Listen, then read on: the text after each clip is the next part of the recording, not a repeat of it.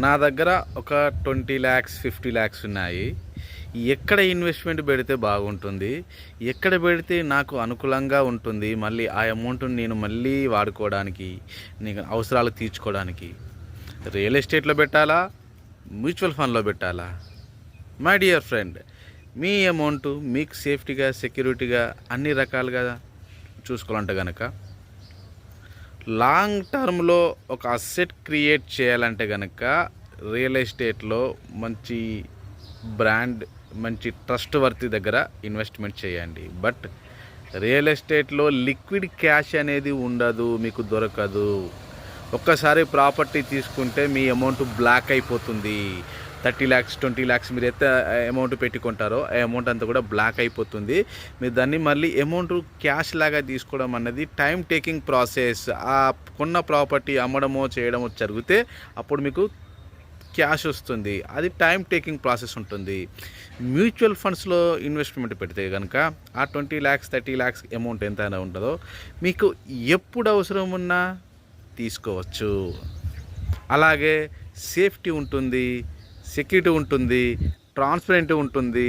మీ interest అంతా కూడాను compounding interest అనేది మీకు యాడ్ అవుతుంది. లాంగ్ టర్మ్లో 12% నుంచి 15% పైగా మీకు రిటర్న్స్ వస్తాయి. ఈవెన్ బ్యాంకులో ఫిక్స్డ్ డిపాజిట్ చేసిన దానికంటే కూడా డబుల్ టైమ్స్ మీకు రిటర్న్స్ అనేది మ్యూచువల్ ఫండ్స్లో రావడం జరుగుతుంది.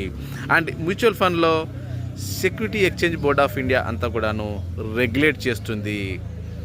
ప్రతిదీ కూడా మీ రిటర్న్స్ అంతా కూడా డిస్క్లోజ్ చేస్తుంది. ట్రస్ట్ ట్రాన్స్పరెన్సీ ఉంటుంది.